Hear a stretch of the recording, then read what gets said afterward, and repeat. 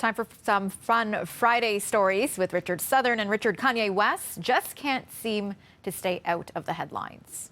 He's got a lot of controversy surrounding him these days, He Melissa. sure does, yes. Nonetheless, Kanye West, or Ye, as his legal name is now, he has announced plans to run for U.S. president in 2024. He released a video to his social media platforms alongside the caption, Ye 24. He previously ran for president back in 2020, garnered only 70,000 votes in the United States. Not quite enough to beat Trump or anyone else.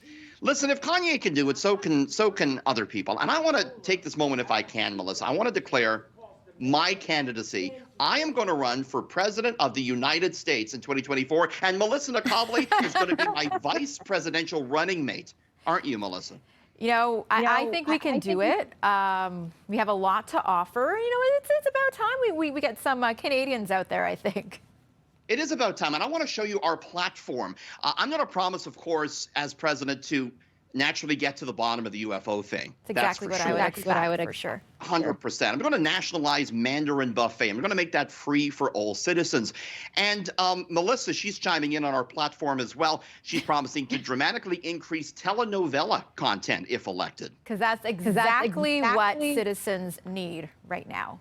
More telenovelas. Vote for Richie and Melissa. Real change. Exactly. Now, where does chocolate milk come from? It seems like an easy question, but not for everyone. This is a wild study out of the United States. It actually shows that maybe we could get elected in the States, because they asked the U.S. Dairy Commission, I think it was now, asked thousands of Americans, where does chocolate milk come from? 7%, I repeat, 7% of Americans said chocolate milk, they believe, comes from brown cows. What? Now, more than that, 48%, almost half, said they weren't sure where chocolate milk comes from. That adds up to 16.4 million people clueless about chocolate milk, which, of course, is just regular milk with chocolate added. This is in line with past studies that consistently show Americans have no idea where their food comes from. Big study out in the early 90s found 20% of people didn't know hamburgers were made from beef, from those guys, cows. So I'm very concerned for our American friends that truly believe that, I think. We're exactly. Let's run for president. Why not?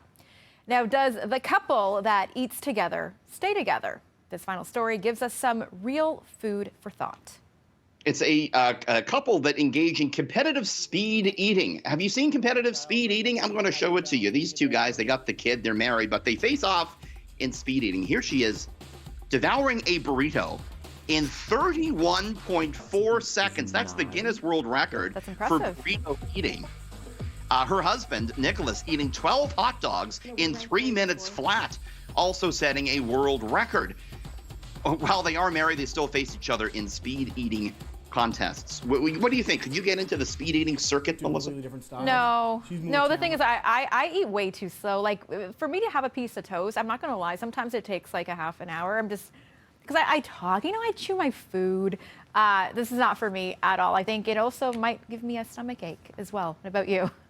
You will bury us all, Melissa. I think so. I might put my hat in the ring. You know, they said the first competitive eating contest traced back to a pie eating contest right here in Toronto in 1878. So we're kind of in the home of competitive eating. So maybe I'll give it a try.